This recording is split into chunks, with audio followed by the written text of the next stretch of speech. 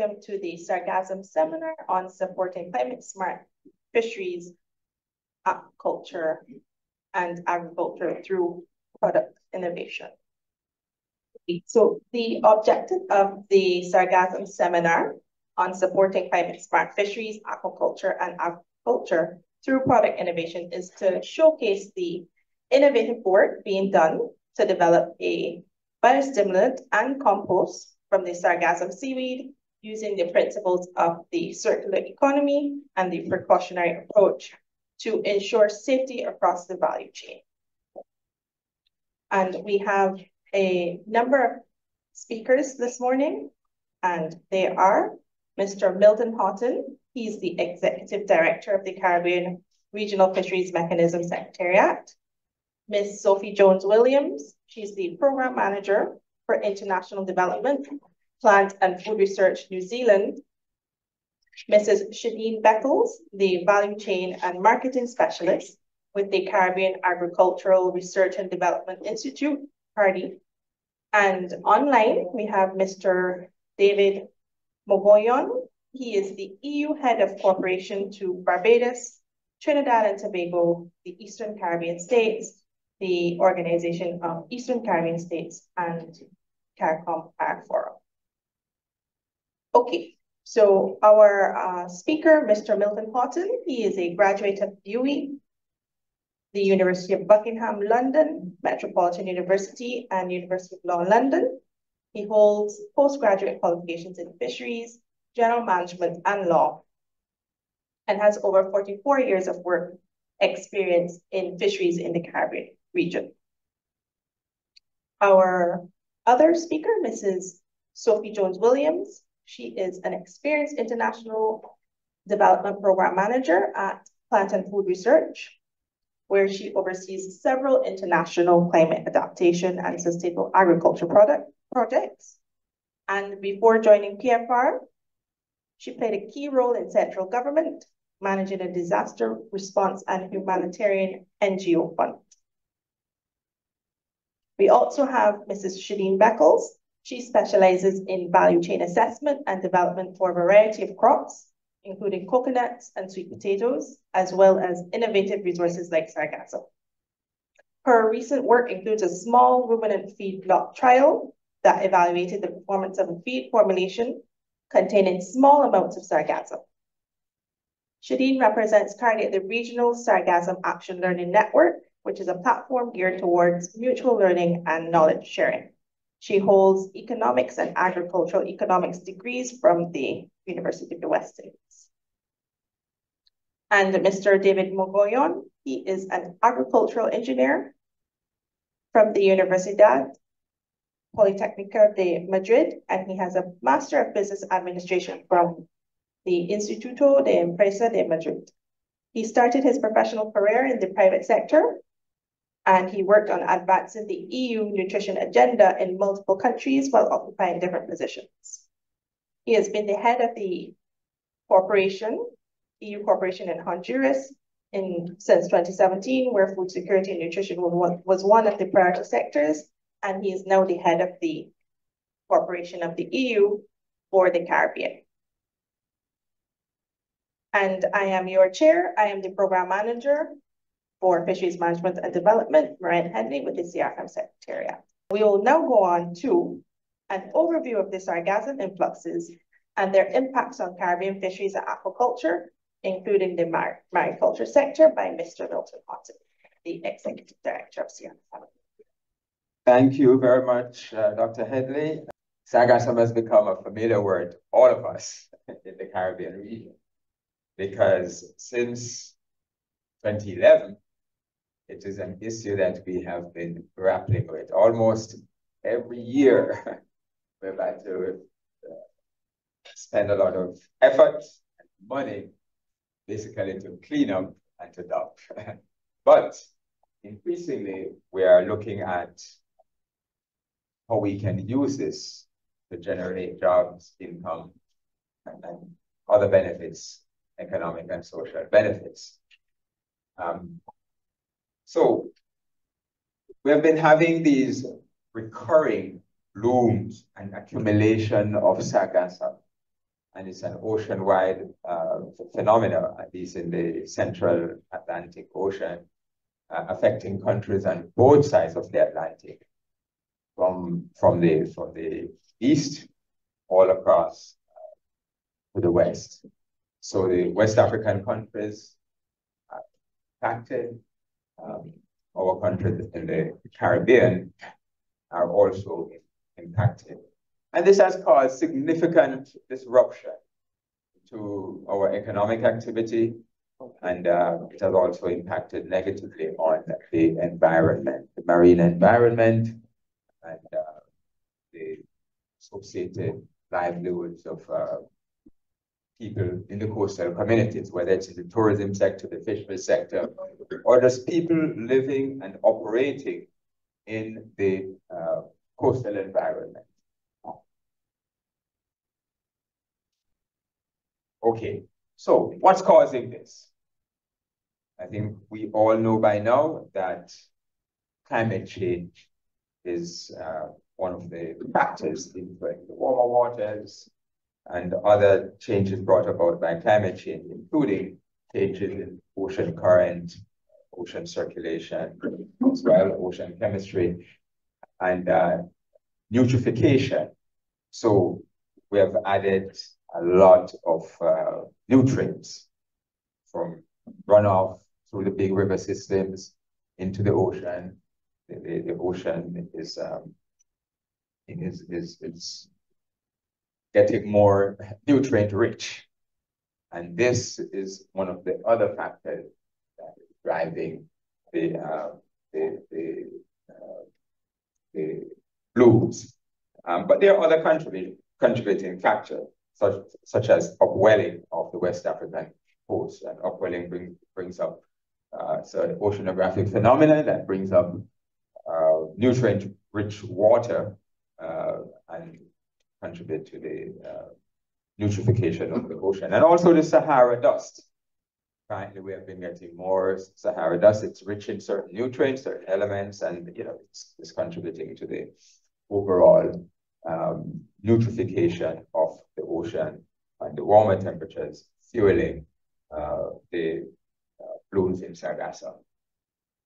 So there's a belt, oceanic circulation belt, that is basically moving between the African coast, West African coast, and the Caribbean, and that is bringing the Sargassum across to the region.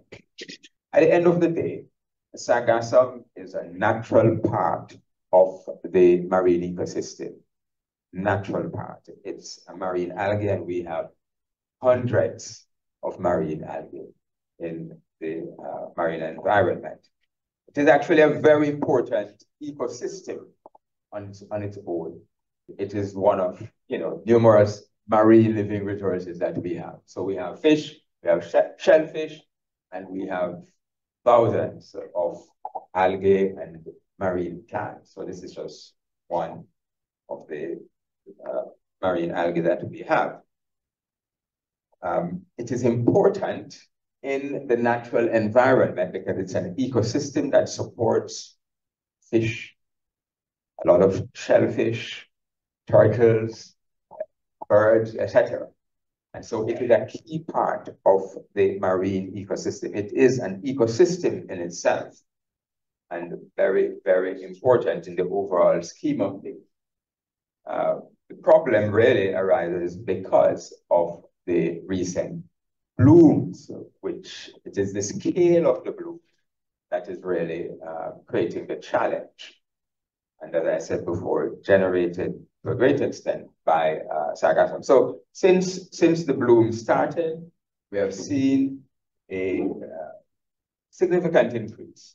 So for example, in September of 2011, the first year, we had an estimated 2 million tons of Sargassum.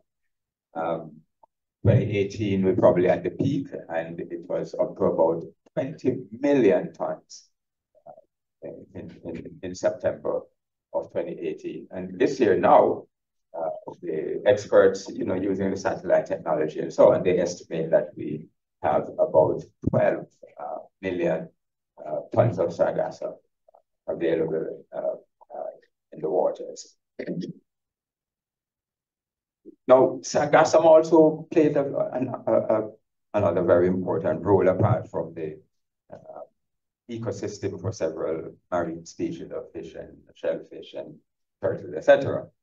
It also plays another very important. The sargassum absorbs a lot of carbon from the ocean and from the atmosphere.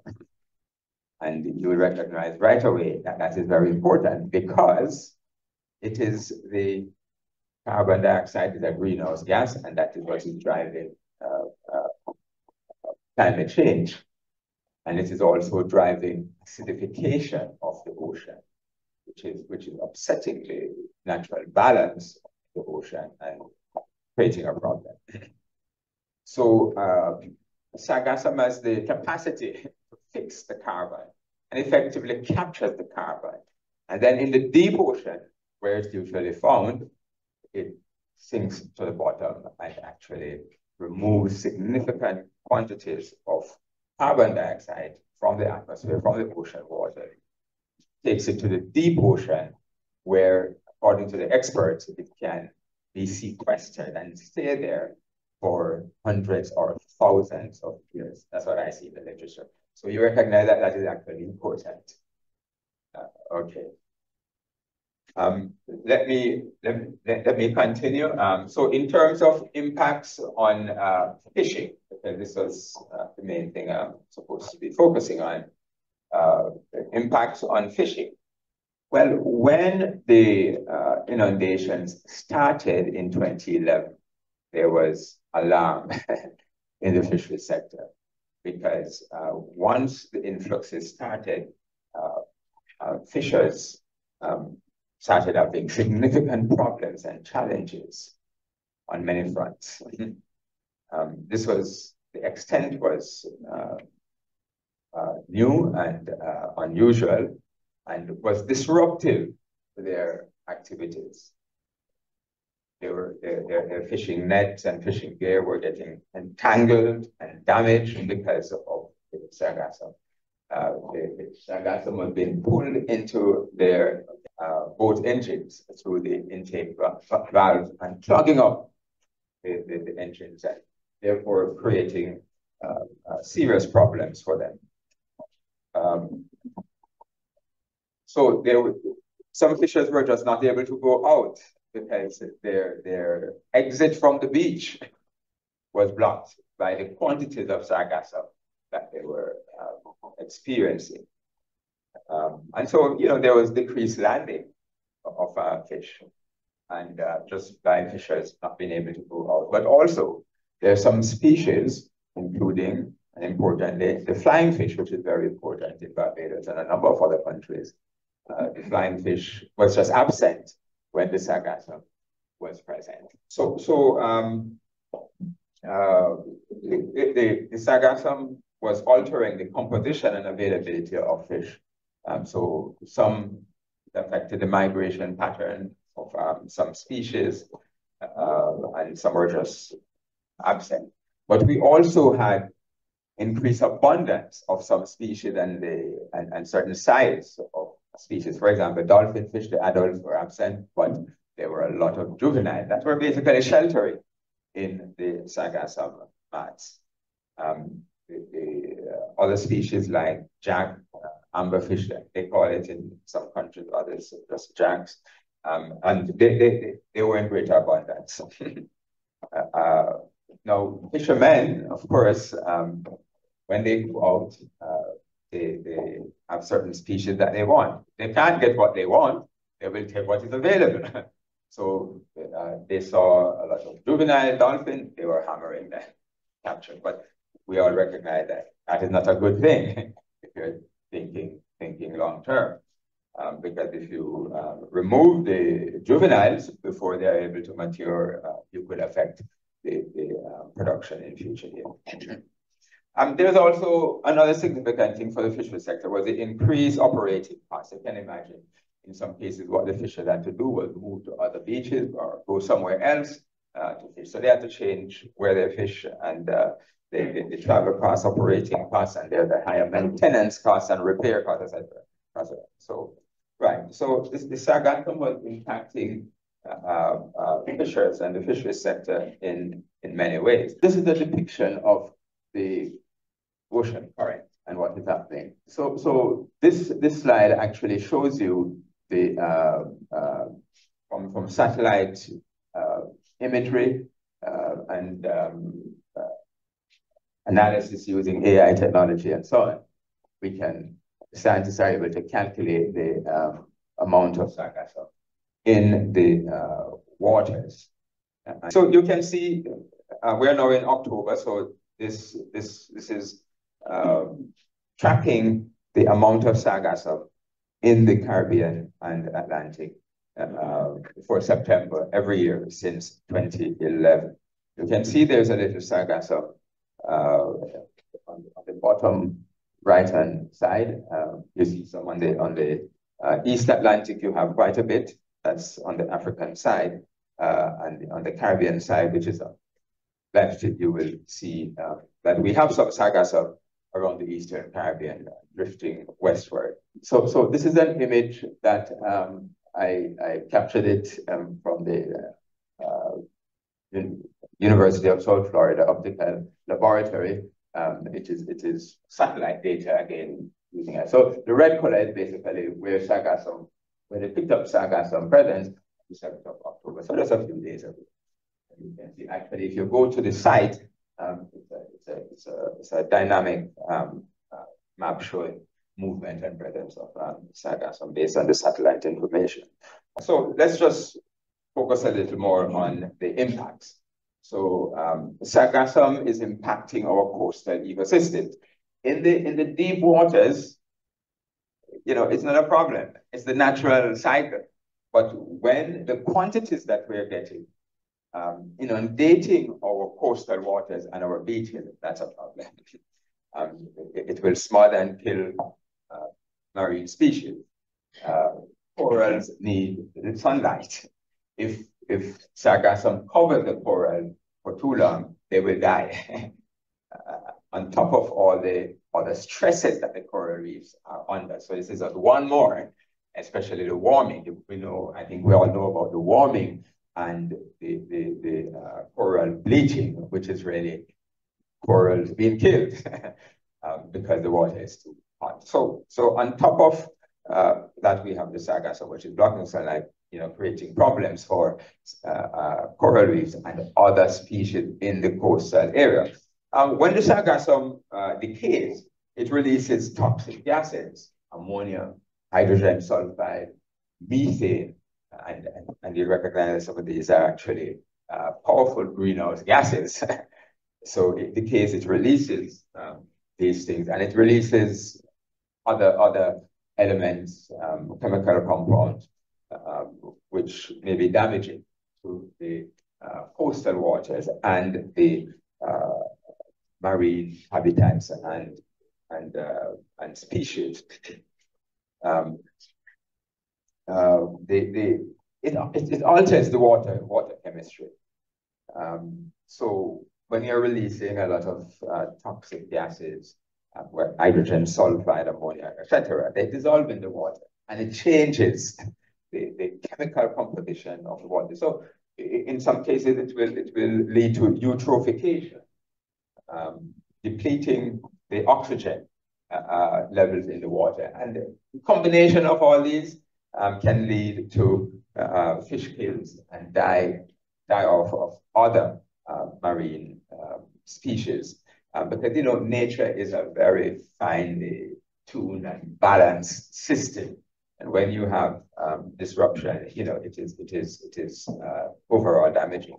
So it disrupts various coastal ecological processes.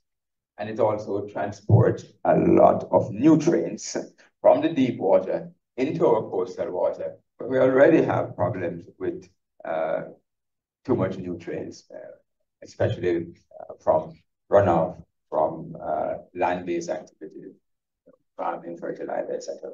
So Not to mention the problems when the sargassum is on the beaches and it's decaying and you have that toxic hydrogen sulfide gas that is affecting people. So numerous problems and challenges associated with it. So you can go to the next slide, and it shows here, just talk a little more about the toxic gases and heavy metal that's associated with sargassum. So from 2015, 2016, based on the study done by the French agency responsible for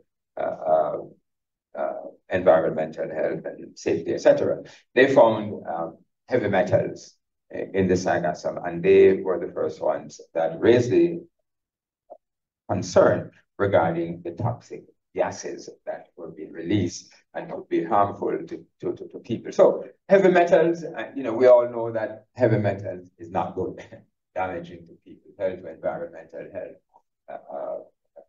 etc.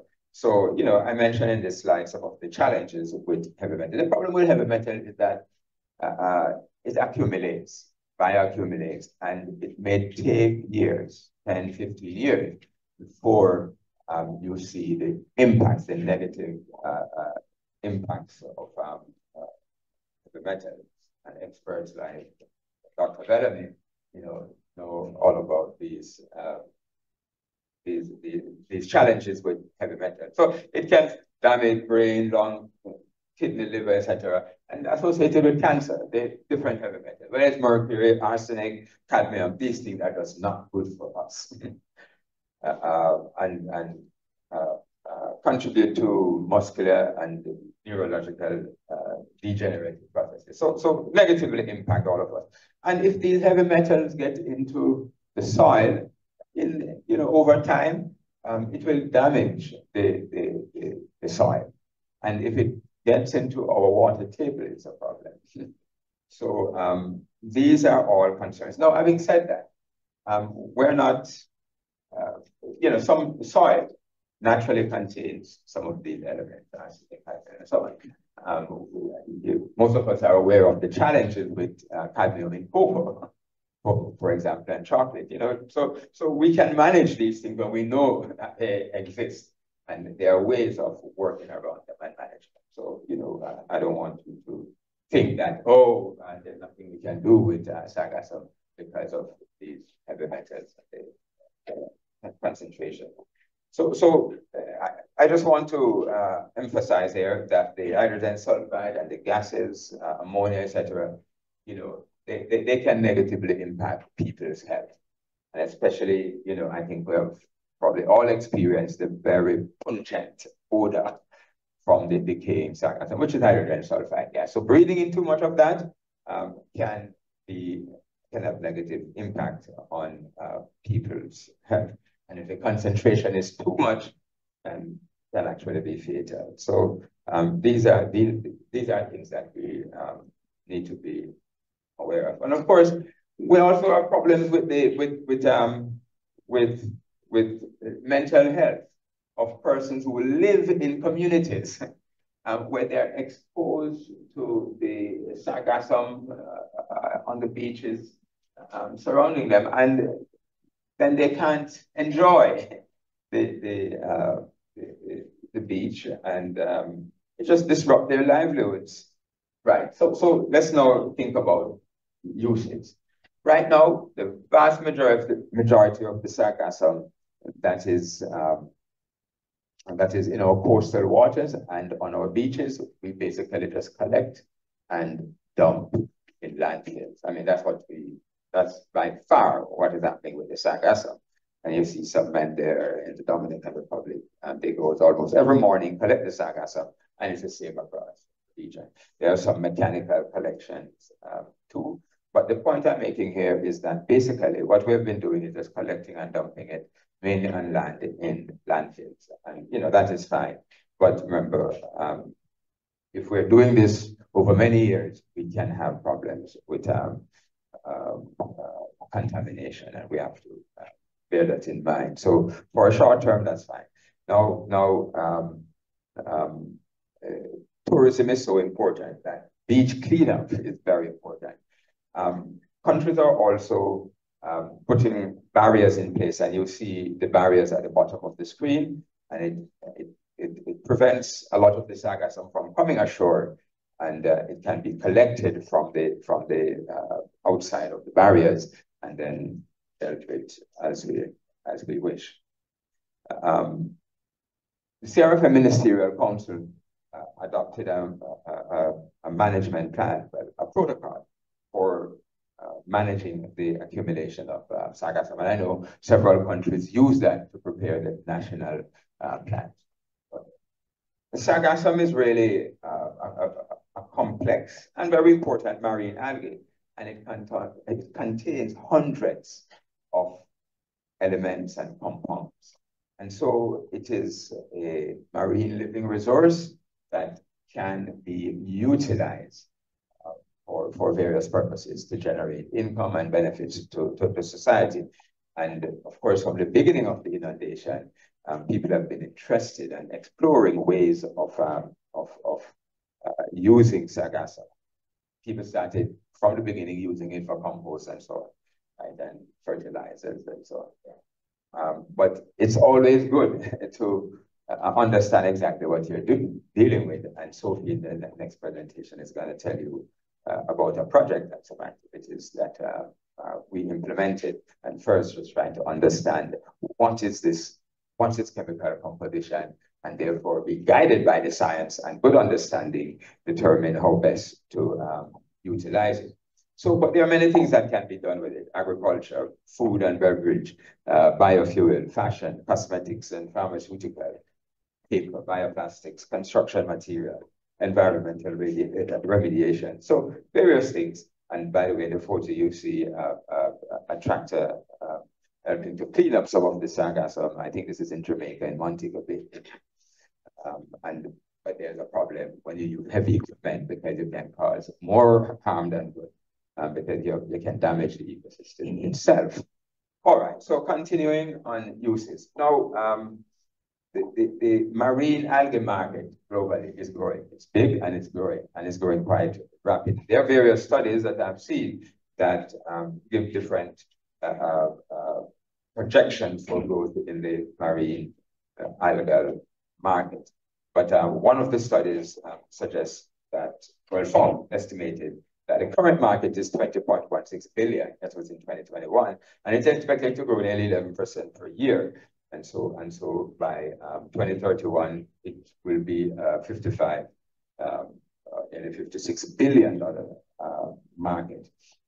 So there are opportunities for products derived from marine algae, including sargassum. There are several other estimates, but they are all showing positive growth in the market. So not surprising that we have there's been significant interest both in governments and entrepreneurs in commercializing and using the sargassum and getting some tangible benefit. So there have been several initiatives across the region, private sector led in some cases, regional and national led initiatives.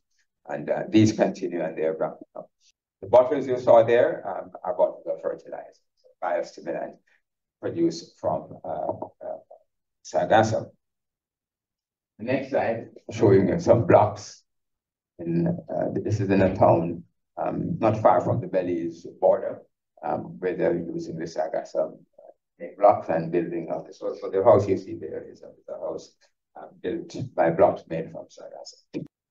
But there are natural challenges associated with commercializing and using the sargassum. Oxenford, in a paper she did a few years ago, identified some of the challenges. Uncertainty surrounding supply of sargassum. It is seasonal, so it's available certain months, not available other months. And of course, if you're going to do business, you need to make sure you have a steady supply. That means if you're going to do serious business with sargassum, manufacturing products, etc., you have to be able to harvest, you have to be able to store, you have to transport and store. So very important. And she also identified the insufficient knowledge. But we have learned a lot about sargassum over the past 13 years. Universities all across the region, including our university in the Caribbean, UWI, they have invested a lot of funds and effort in understanding. So our knowledge of sargassum has improved significantly. Another area that we need to focus on is the governance and the legal framework. As it is now, if you have a sargassum, for most of our countries, it is caught by the Fisheries Act, because fishing is defined as taking fish, as we know it, with fins, shellfish, and other marine living organisms, or marine plants, or marine algae, some wording along that line. And in some cases, the national fisheries laws actually define fish as including marine algae and marine plants. So very important that we do have a legal framework that can help us to at least regulate some aspects of it, the harvesting, etc. But having said that, it's clear that we still need to develop the policy and legal framework to be able to manage along the entire value chain or supply chain with sargassum, and especially taking into account some of the challenges that I mentioned with the gases and the heavy metals and so on. So we do need to pay attention to strengthening the regulatory framework before we get too far into production and useful areas. So there is important work to be done in this area. And also there's the funding constraint, for research and development, especially for small scale enterprises that may be interested. It's a challenge getting the financing you need. In terms of harvesting, this is a barge harvester. I think this was in Dominican Republic, collecting some sargassum. But these have actually proved to be not as effective in collecting. They work fine in the coastal waters, just against the shoreline where the sea is calm. But once you get out in the rougher seas, they're not as effective, not as useful. Right. So research is needed. So my final slide is really just summing up. So sargassum, at the end of the day, it's a naturally occurring marine living resources, and it's one of the many available in our waters that we can develop, utilize. We have been using in the region marine algae like sea moss, or we call it different things in different countries, but I think most of us are familiar with the sea moss that we used to make that very delicious drink. So we just need to remember that it's a natural part of the marine environment. It's not a plague, it's not a nuisance and so on. It's just because with the blooms and the inundation, which is human driven, really, we are having a problem when it is in the coastal waters and on our beaches, and it's also interrupting fishing and tourism activities. So we have to try and find a way of dealing with it. So it contains, as I said before, numerous hundreds of compounds, and can be commercialized if we're able to overcome the challenges. And key challenge is the heavy metal, arsenic, including inorganic arsenic, which is quite toxic. But cadmium also is another factor, because we have cadmium in our soil in many places across the region. And if we add cadmium, it can be problematic for agricultural production, whether it's banana, cocoa, or whatever else, because international markets have strict standards about some of these things, some of these heavy metals. So we have to be careful out here. And then the release of the toxic hydrogen sulfide and ammonia during the is an issue, especially for coastal dwellers. And right now there are several initiatives underway to find commercial products and uses and make some money. So, but more R&D is needed, and to improve the knowledge gap, we have to develop the regulatory framework. We have to put in place standards, protect human health, and environmental health on land and in the coastal waters. And there's a role for fishers, in my opinion, in dealing with the Sargassum fishers. The way I see it, this could become another income stream for fishers along with their fishing activity. So, but it's something that we need to talk about and guided by the evidence, develop ways of integrating fishers and coastal communities whose lives have been upended because of the presence of the sargassum. So it is a challenge, but it is also an opportunity. And I do hope that as we move forward, we will take advantage of the opportunity guided by science, technology, and our understanding of the composition of and dynamics of the sargassum. Thank you very much. So thanks for providing the framework and the background about the influxes, the impacts on the fishing sector, the health impacts, the role of sargassum in the ecosystem, and challenges with commercialization and addressing the heavy metal content when you're going to develop sargassum products, and the important role of developing a regulatory framework for harvesting and commercializing sargassum, and the role of fishers to harvest the product, the raw material. So our online presenter, Mr. Mogollon from the EU, he will present next, and his presentation is Turning the Tide, Sustainable Practices and Economic Opportunities for Sargassum in the Caribbean Basin. And this will be focused on the main outcomes from the EU Caribbean Global Gateway Conference on Sargassum that was just held during October 1st to 2nd in Grenada. And after that, we'll move on to our project with PFR and the field trials with CARD. Okay, so over to you, David. Thanks. Thanks a lot. It's really a pleasure to be here with you. And actually, my presentation is going to complement perfectly the presentation from Mr. Milton. I think he has introduced already the main challenges, where we are in many of the aspects considering sargassum. And with that understanding, we, from the European Union and the government of Grenada and the OECS, we decided we wanted to partner together to be able to bring everybody around finding solutions and developing kind of an action plan now, what can we do from here. So the context, sargassum, as it has been explained, it affects, the wider Caribbean, the Caribbean Basin. So it's not only the area covered by CARICOM countries, but it's also DR, Mexico, Central American countries. And this creates certain challenges because we are not used necessarily, to coordinate at the level of the regional institutions that would cover these affected countries. What we realize is that there is a certain level of fragmentation. Fragmentations in terms of knowledge, what do we know about sargassum, and also this connection between stakeholders.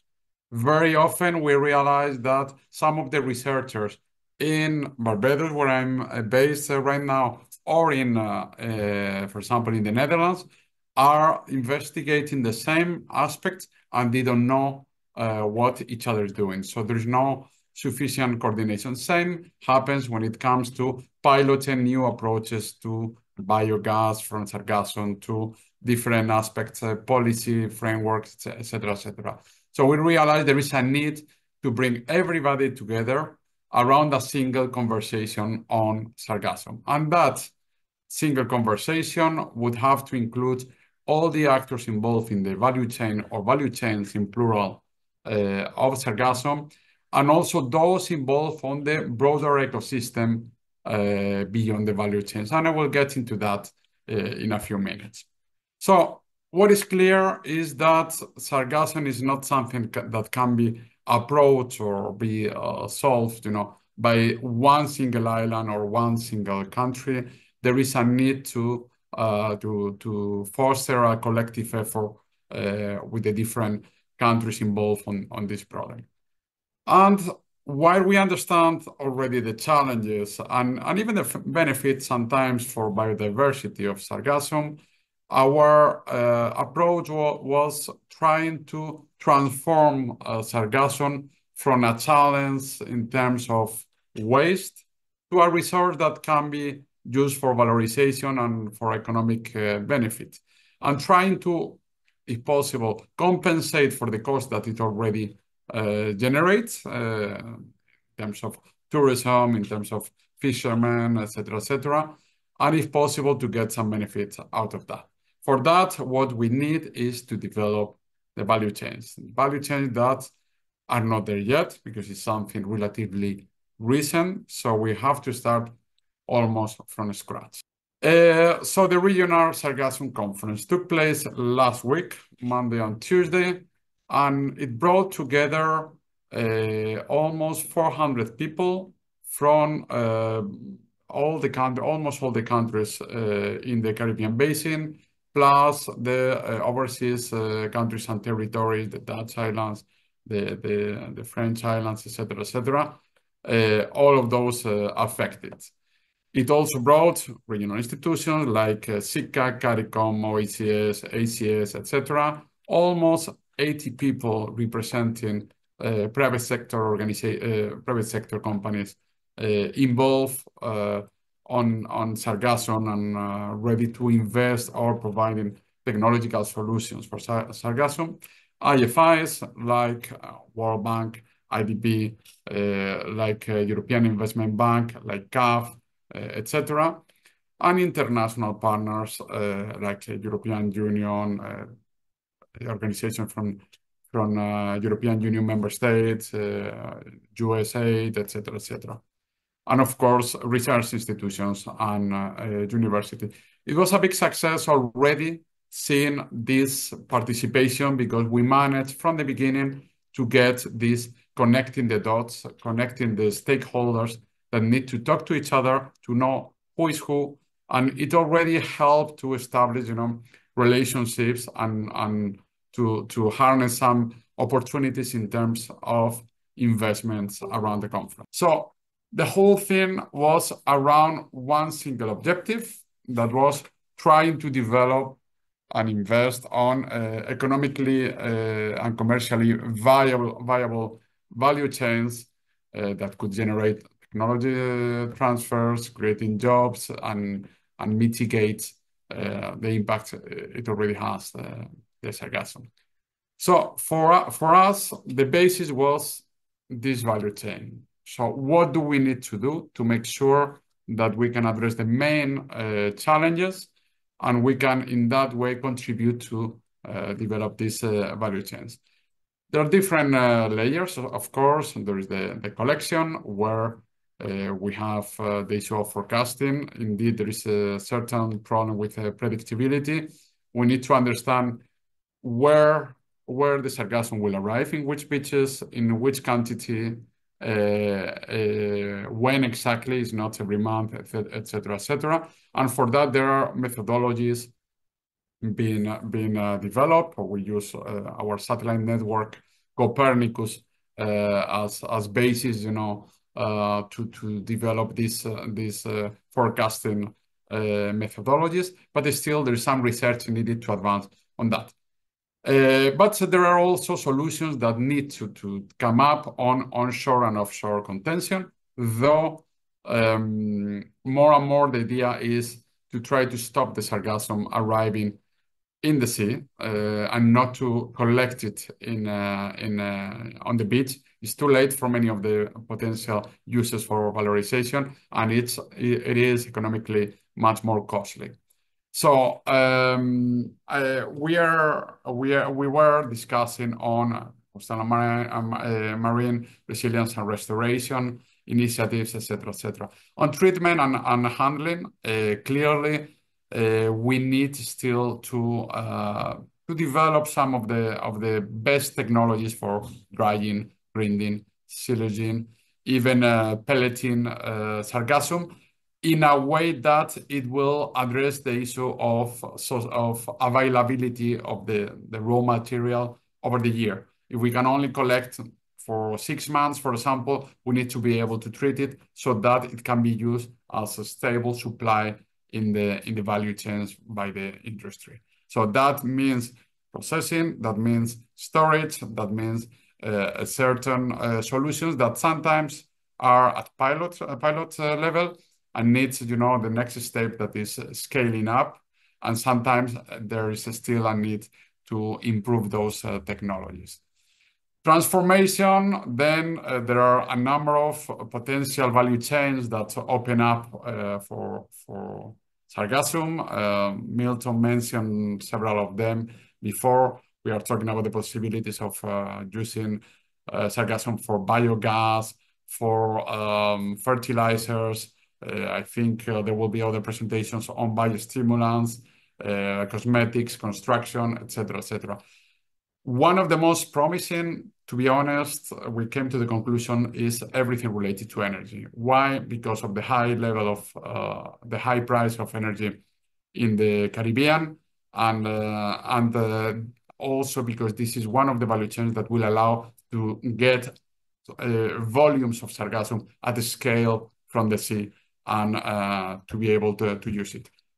There are others that are we've seen that it's profitable, like biocosmetics, and economically it makes sense for those investing on that, but it's not going to be the solution that will remove the millions of tons of Sargassum arriving to the Caribbean every year. Commercialization, we need public-private partnerships along the value chains, I have to say, and we need to develop the market. If we want to make sure that we can sustainably valorize Sargassum, we need to convince, sensitize the public so that they are open to these new products. But then beyond the value chain, there is this value chain ecosystem.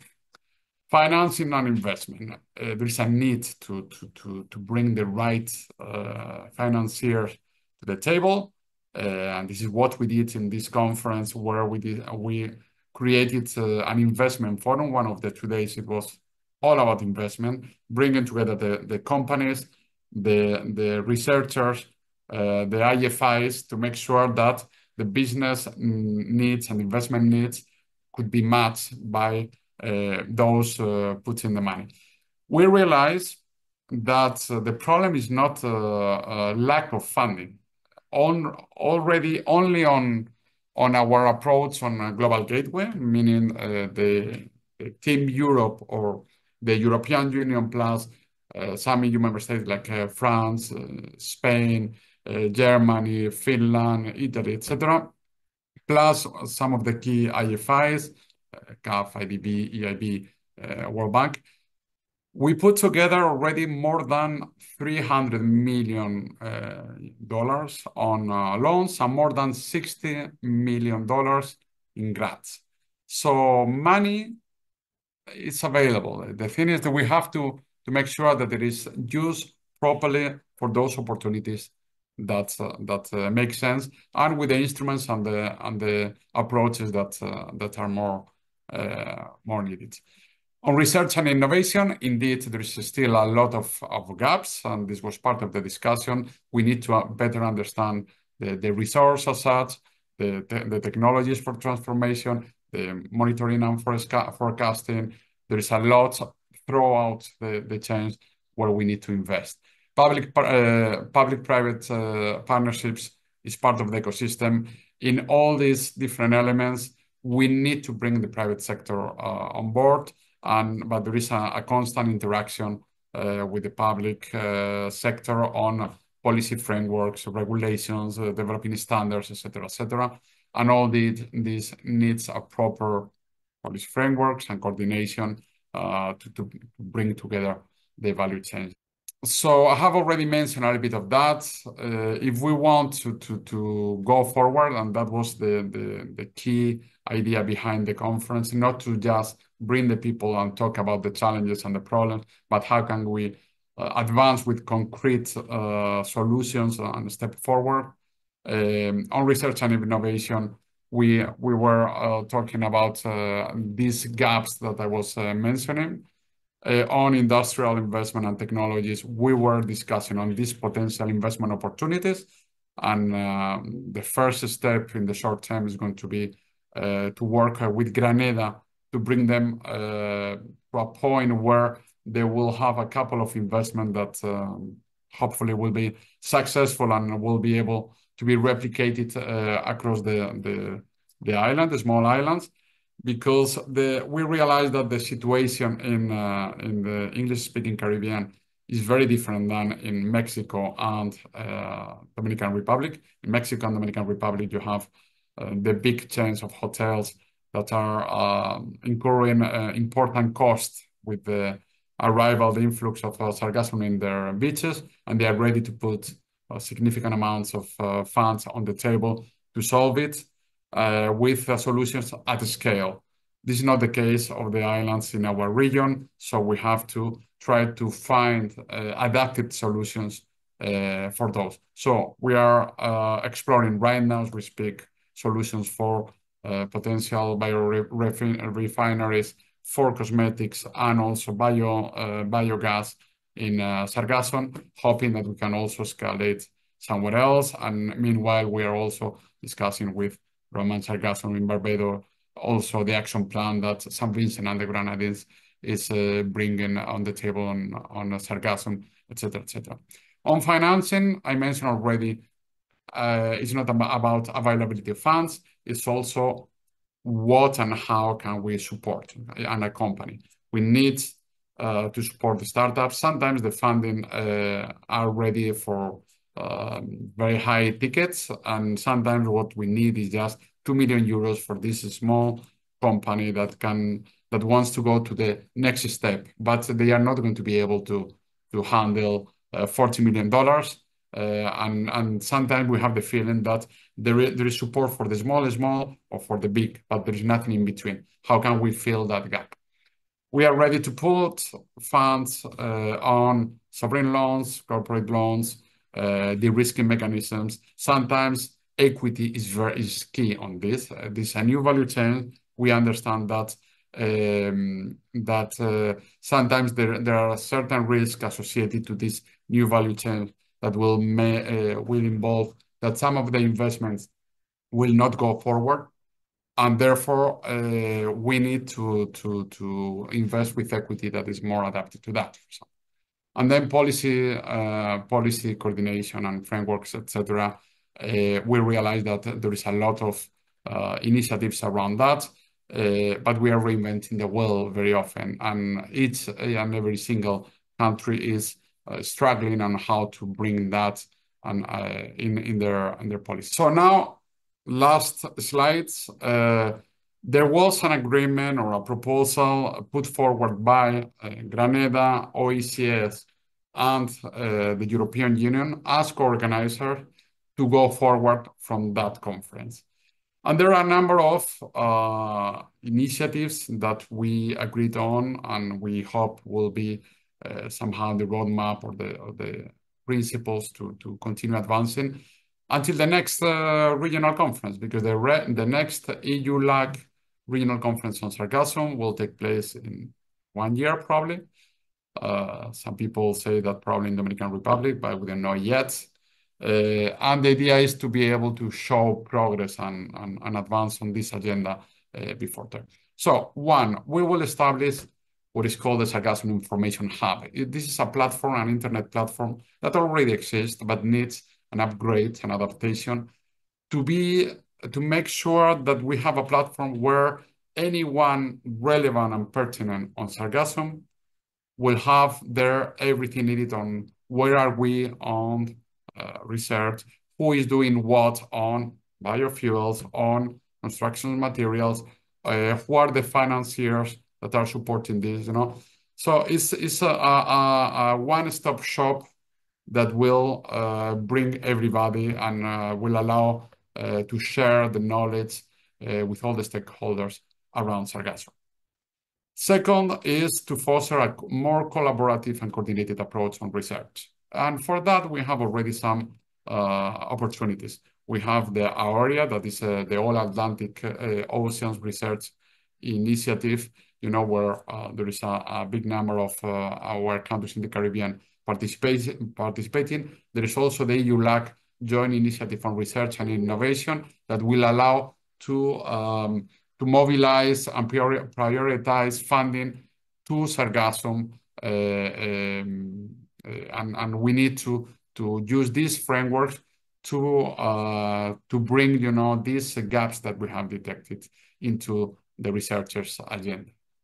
The third one, again, on predictability and ability of Sargassum. There are already working groups with the European Agency of Space, with some private companies using the data from Copernicus and other satellite networks to improve the algorithms that will detect not only the when, how, and the surface of the moths arriving, but also the volume. This is one of the gaps that is being improved now, because we know it is 1 square kilometer of Sargassum moth, but we don't know how deep it is, working on these methodologies. So we need still a little bit more work on that and make sure that it will be accessible for anyone, public or private partners needing this kind of information. Then on the enabling environment, we need to start by working on the collection. In order to be able to advance on valorization, we need to make sure that the lower part of the value chain, the collection and processing, gets structured, gets the necessary investments in terms of the vessels needed, in terms of the storage capacities, the processing facilities, etc., etc. A lot of work to be done on that, in that sense, and a lot of we have to do the studies, dimensioning, etc., etc., for this part. Also, on policy frameworks, we need to develop at national level these policies, strategies, and legal frameworks, but also to make sure that we harmonize them at regional levels, because the value chains are going to be intra-regional value chains. So it might be that the Sargassum is collected in Grenada, then is sent to St. Vincent for processing, and then the valorization takes place in another island. And especially because of the amounts of Sargassum that might be needed, we need to have a more regional approach. We need to bring on board the social dimension. We mentioned before the impact on fishermen and others.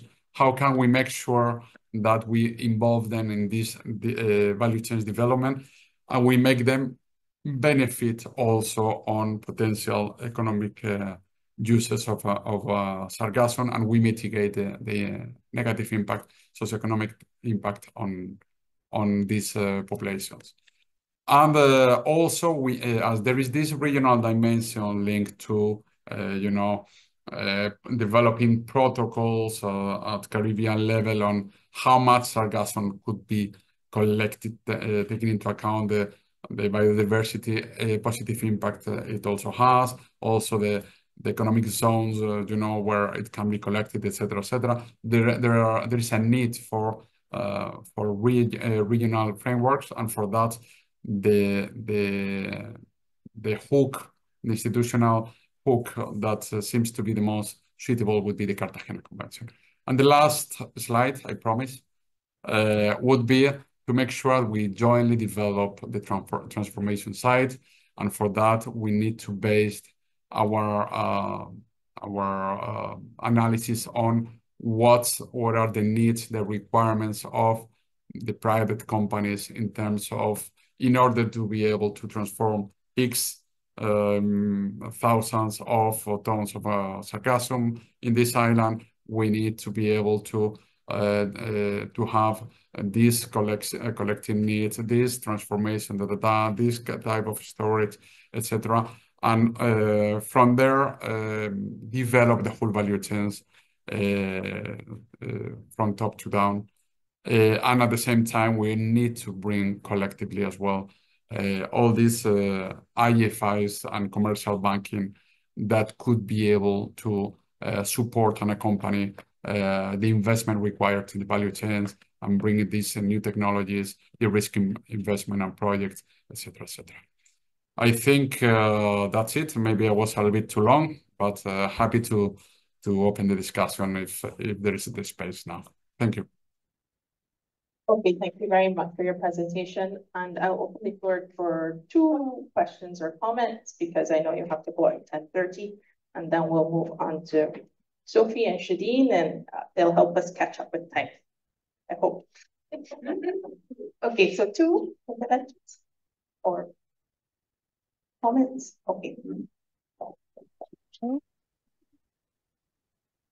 Hi, my name is Josh Malik. I represent a hydroponics company privately held in the United States, and I'm currently interested in looking at new grow medium for hydroponic applications. And I'm interested to know if sargassum has been explored as a thermoformed product to be able to utilize in hydroponic or aquaponic situations.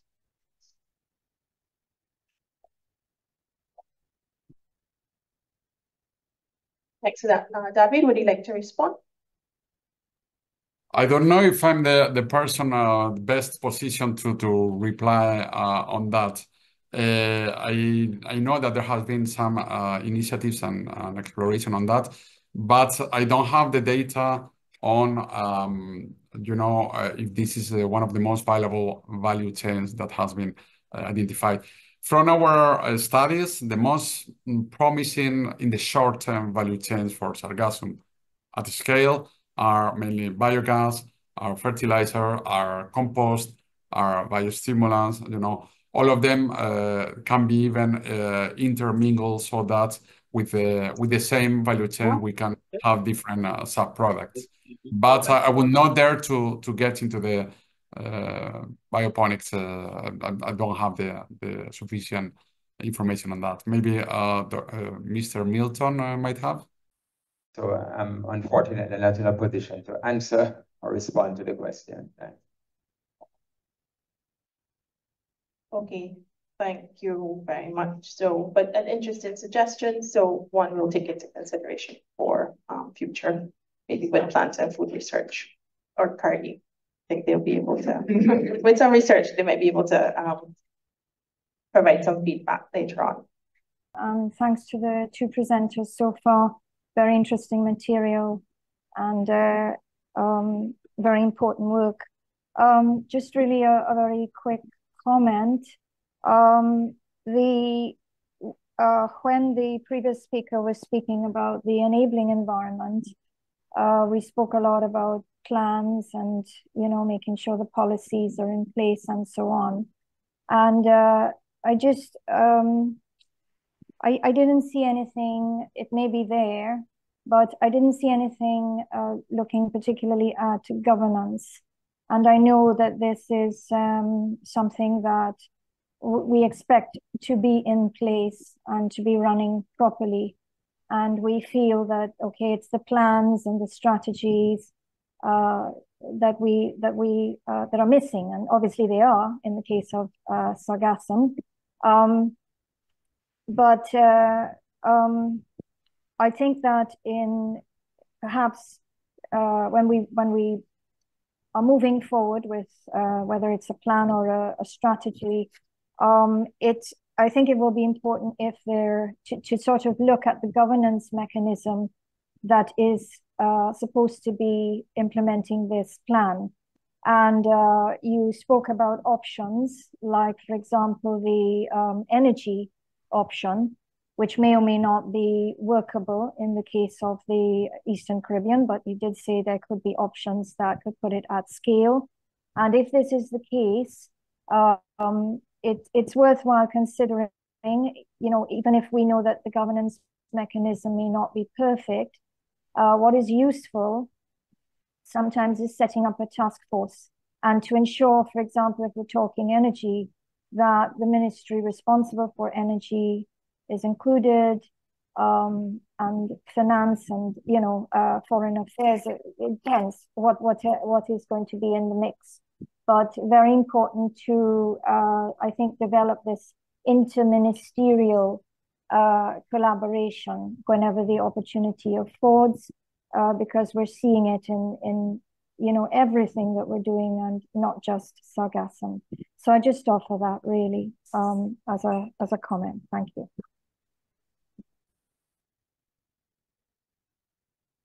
Yes, thank you very much, Susan. And that is a very valid recommendation or consideration to have a ministerial subcommittee on sargassum. David, you can. Yes. Maybe my mistake if I didn't make it sufficiently clear that the governments are at the center of the whole thing, or developing the value chain. At the end of the day, we need the policy frameworks for that. And for example, you were talking about energy, etc. If there is a potential investment by private sector to sell energy generated from sargassum, we need to have a legislative reform or a policy that will allow that biogas to be sold to the grid, for example. Without the government, it's impossible. But even many of the investors, they are going to invest from when the resource is already collected or processed. So who is going to arrange to design, these plans for collection, contention, etc.? Most likely it has to be the governments, or with the governments at least, so that there will be some who will be taking care of collection, storage, etc., others of the valorization. The one who will be the key element to put everything in order, no doubt, is the government. So it's very clear that they have to be at the center, but on this, it's clear as well that they have to work hand by hand with the private sector and with the IFIs or those who will be able to facilitate investments in the different islands. But yeah, no doubt the governments are at the center. Actually, during the conference, we had plenty of discussions with researchers, private sector, different partners, etc. But at the end of the day, how we finish the conference is through a ministerial meeting. Because at the end of the day, to go forward, what we need is the ministers, the governments, to agree on a number of steps to go forward on that. So yes, just to reassure you, governments have a key role on this.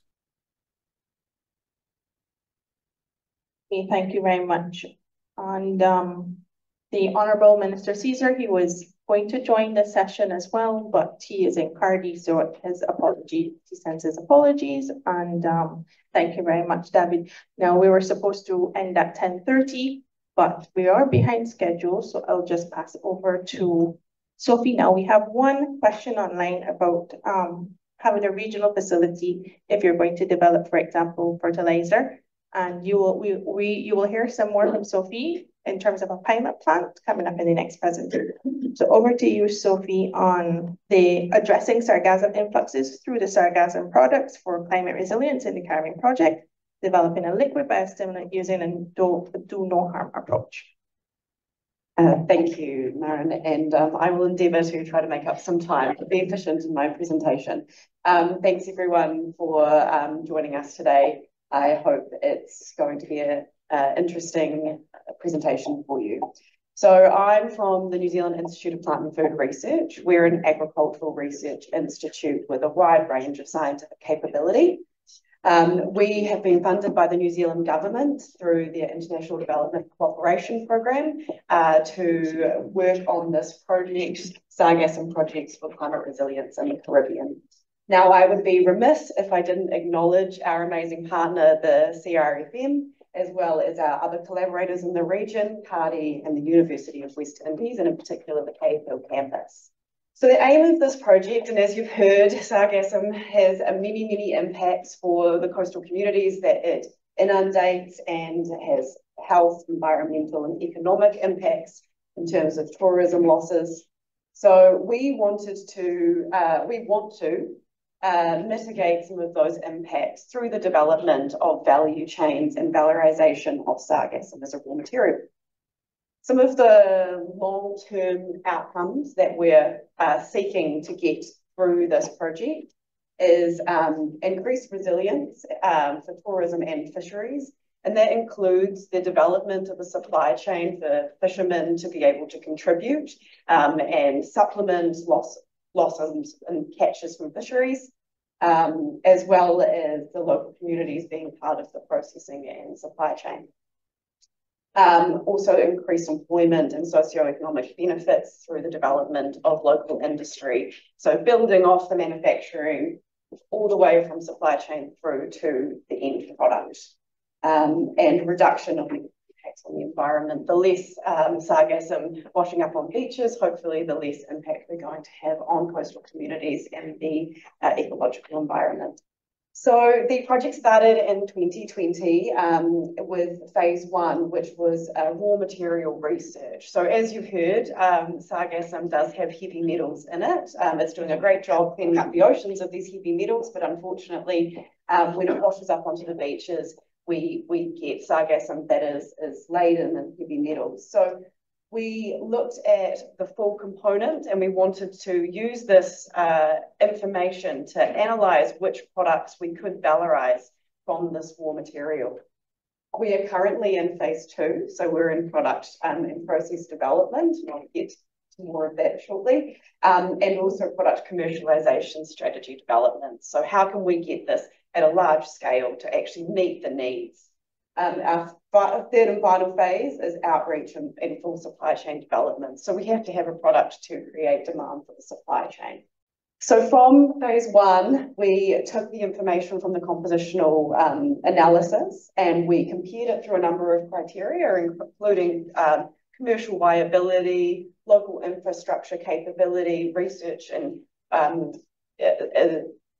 laboratory availability across the region, what we were able to do to keep it as local as possible while still creating a high quality product.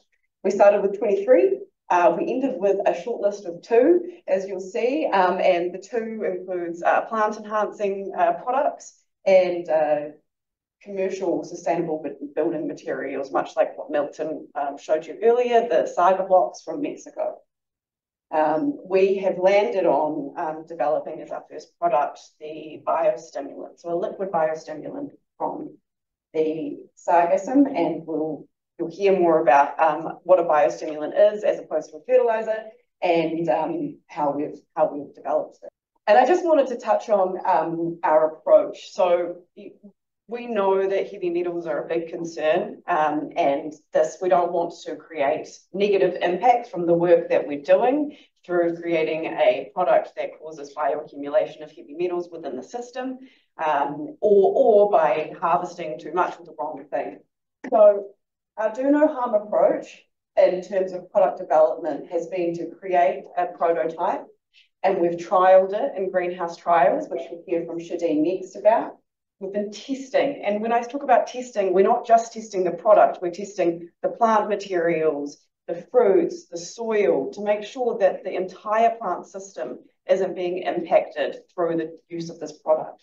We're analysing all of those test data, we're interpreting it, and we're feeding it back into the product development life cycle. So optimising based on those findings. And going back through it again, we are currently in the midst of our field trials, which is our second round of trial and testing. And again, you'll hear more about that.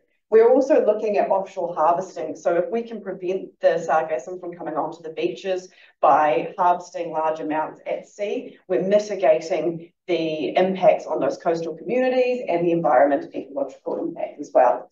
And we're optimising, so we're making sure that the product itself is the best it can be to achieve the most benefit for farmers, who will be our ideal market, as well as getting the best for a commercial product.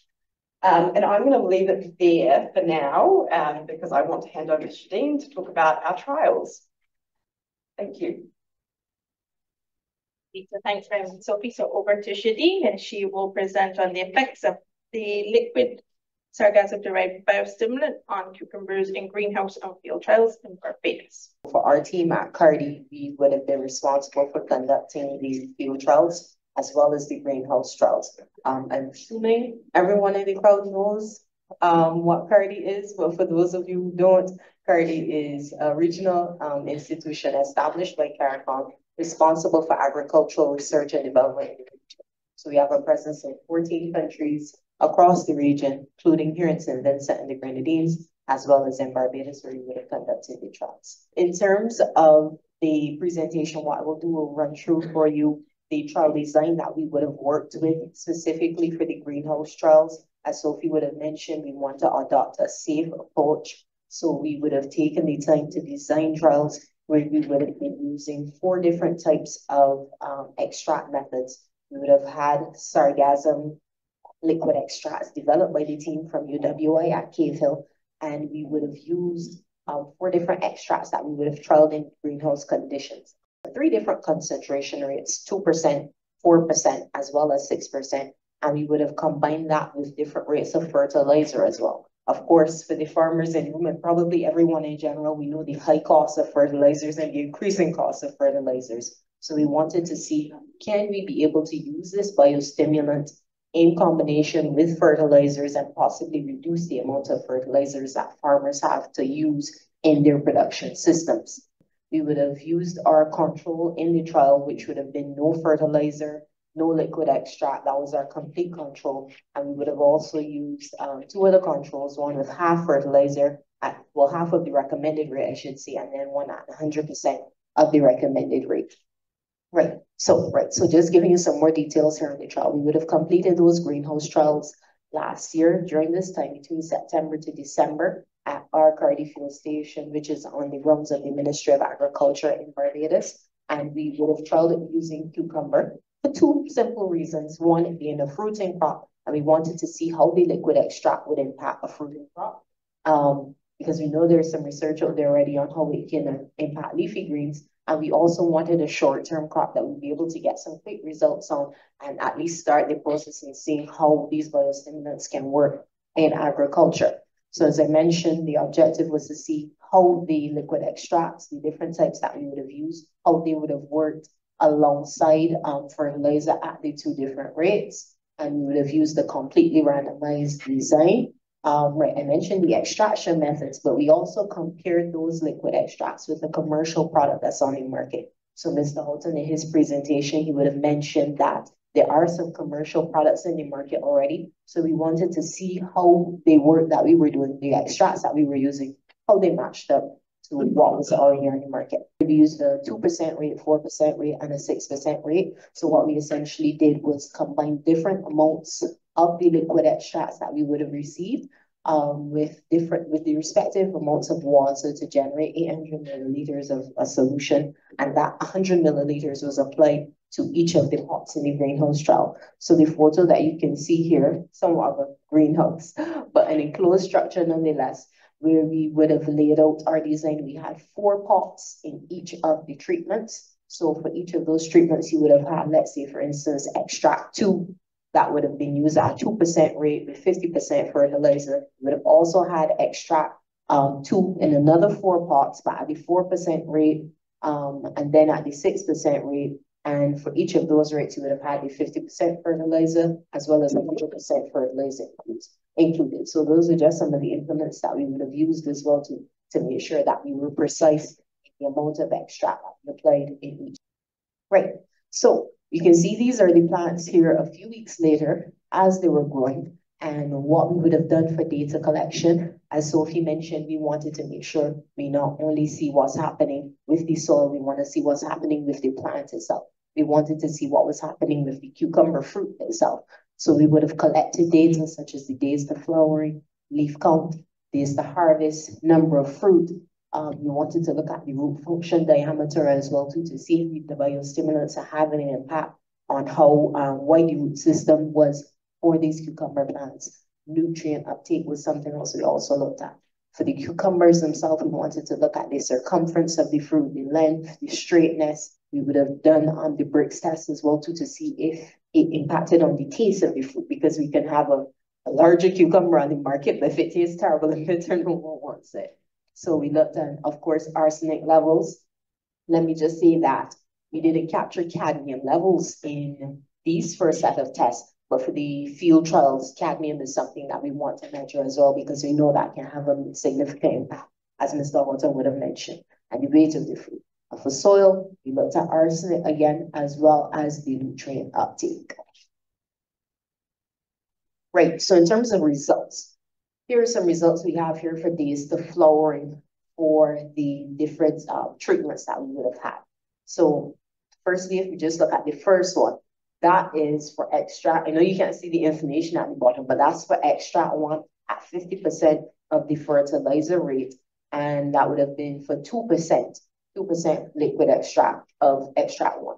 And that one, as well as the second one, which was extract 3 with 100% fertilizer, they had the least amount of days to flowering, just about 21 or 22 days to flowering.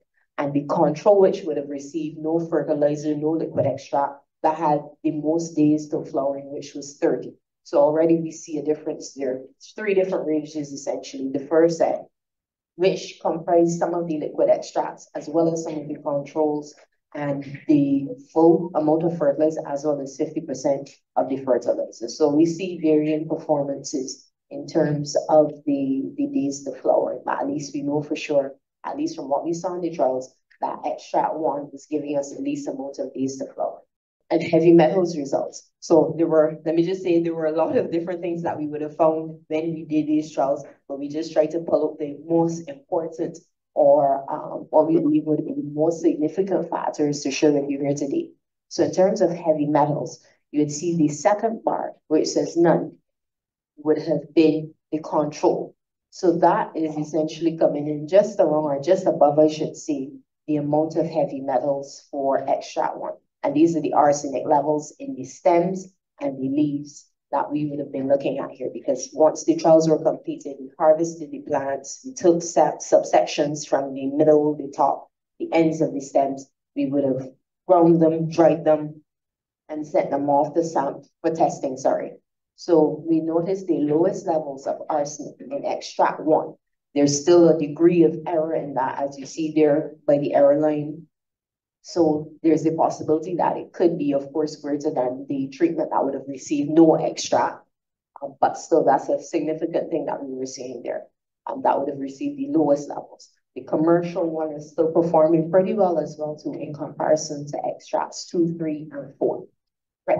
And here now we have some figures. So this is for the arsenic level in fruits that would have received the different extracts. So you see we have the treatment numbers, then the extract methods, and the liquid extract rates. So you notice that we only have for the control, extract 1, extract 2, and extract 4, and at the 2% rate and at the 6% rate. And the reason for that was because of one of the biggest limitations that we would have had in our trial. If any of you have been to Barbados, you would know that monkeys are present, ever present. I can see some heads shaking, yes. So the monkeys somehow managed to outsmart us, and they were able to make it into our trials on many occasions. So they would have eaten a lot of the cucumber fruit, and that limited the amount that we had available to send off for testing.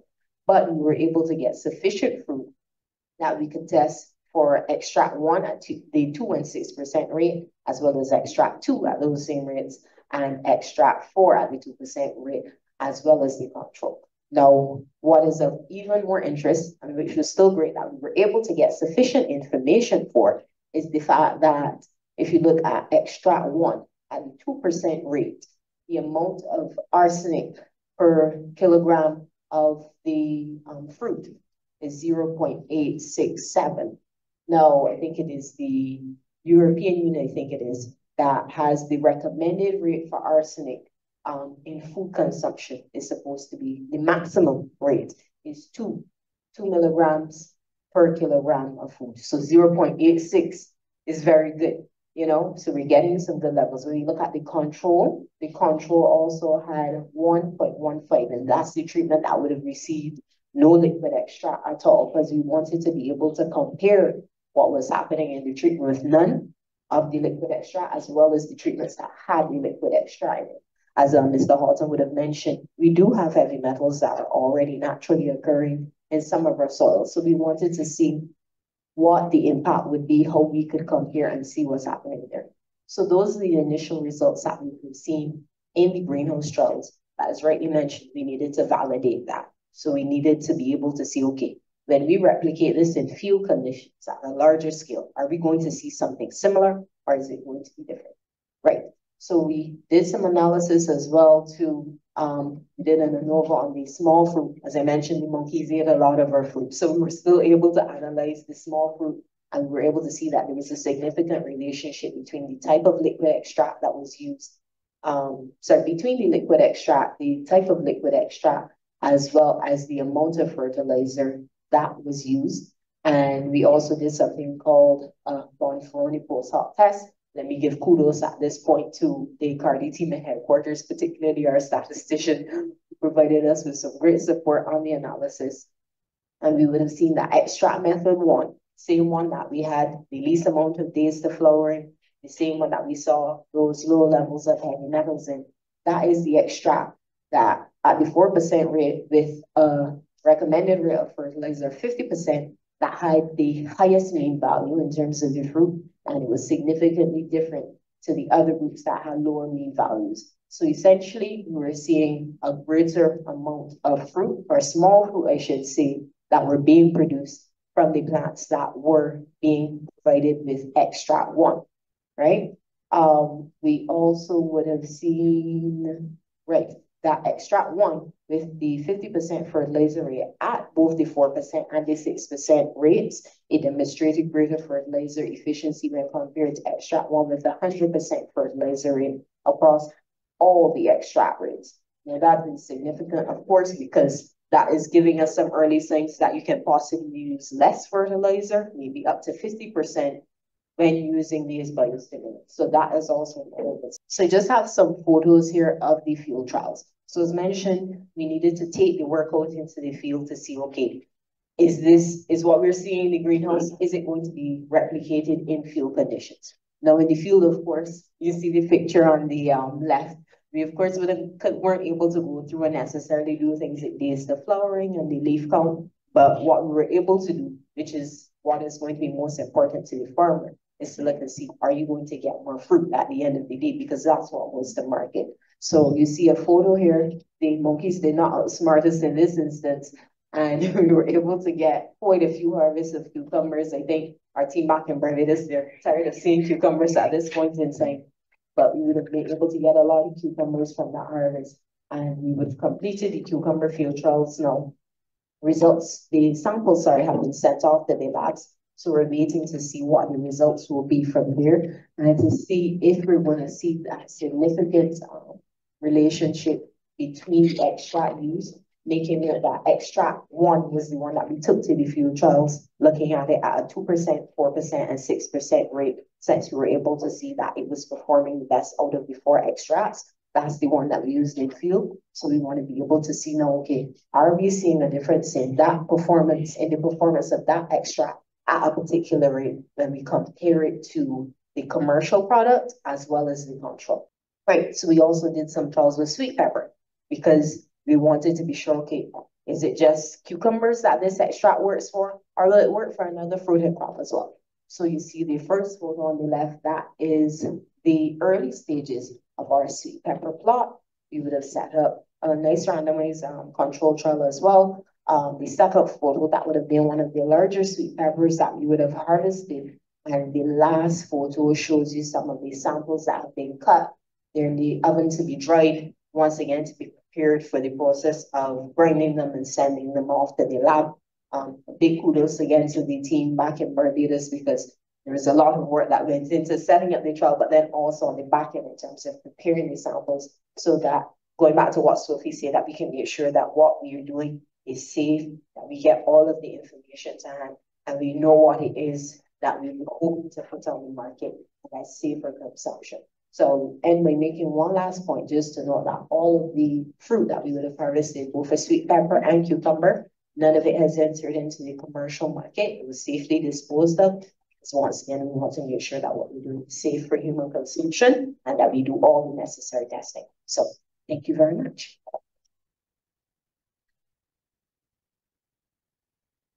Thanks very much, Shadeen, and thanks for taking us through the trials for the in the greenhouse with the cucumbers and the ongoing field trials, and we look forward to receiving those results. So in the interest of time, we had a next presentation on just highlighting the difference between a biostimulant and a fertilizer, but we will go straight to question and answers now. So I thank all our presenters. We had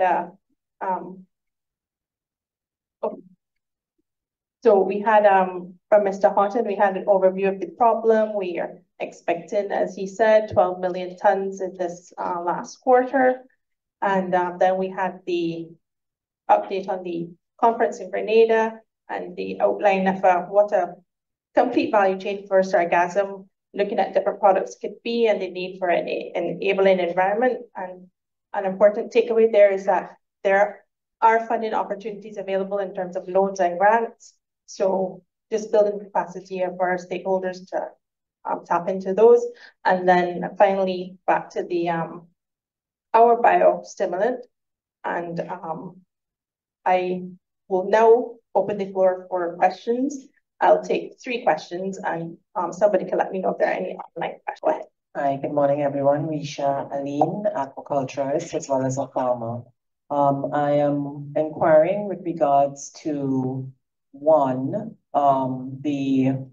if trials on the effects of soil microbes were done, because I'm very curious with regards to that, the soil biome, and then also too, if there will be plans to look at the economics, the cost to the end user eventually. Thank you.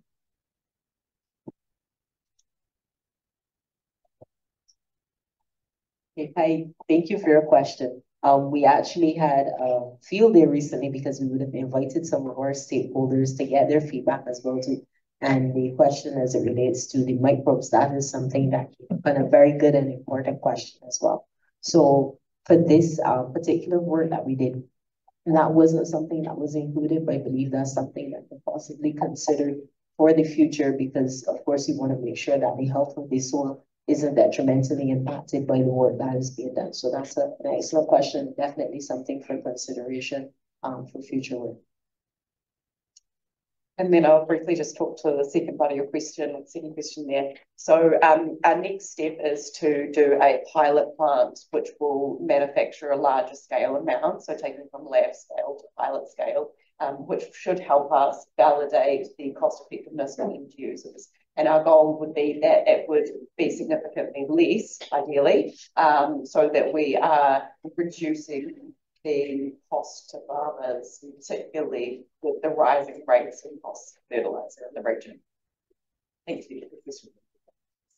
Yeah, thank you. I just wanted to follow up or address what I think is a very, very important component and the innovative bit of the work that we have done. So as you know, there are several fertilizer products or plant enhancers or biostimulants available from Sargassum. But what we wanted to do is to make sure we got a product that was free of the heavy metals. and so even though we are testing, the fact of the matter is that the process that we were able to design together to produce the biostimulant basically almost for practical purposes eliminated the heavy metals. Nevertheless, we're testing very carefully because there's still trace amount, but way below the limit, maximum allowed limit for the heavy metal. And that is the key differentiating factor in the product that we have. And we think that's very, very important. So, and nonetheless, to get the evidence, we're testing the fruit, the soil, everything as we move along with the research. Thank you. All right, good morning. I don't know if anyone, Jensen Williams from the Bahamas. I don't know if anyone in the room or online could give me any information in regards to the sargassum. I think Barbados launched a sargassum-powered vehicle. If they could give any information in regards to how that went. We are That's through Rum and Sargassum, is the company name. And we do know and have been in contact with Regina Henry, the lead on that project. The car launch did go very well, as I understand it, and they actually had one of the cars being test driven in Grenada at the conference that David spoke about earlier. So they're moving up to a 5-car pilot. I think that's the next stage. Yeah. Hi, good morning. Wilhelmina Kisun Singh, Director of Agriculture, Turks and Caicos. One of my questions was already answered about cost of production. I, however, had another question to the room, which was basically we have a lot of people, a lot of farmers in the region that's using sargassum as a mulch and as a fertilizer raw in the field. And I wanted to know if any studies were done looking at the effects of it.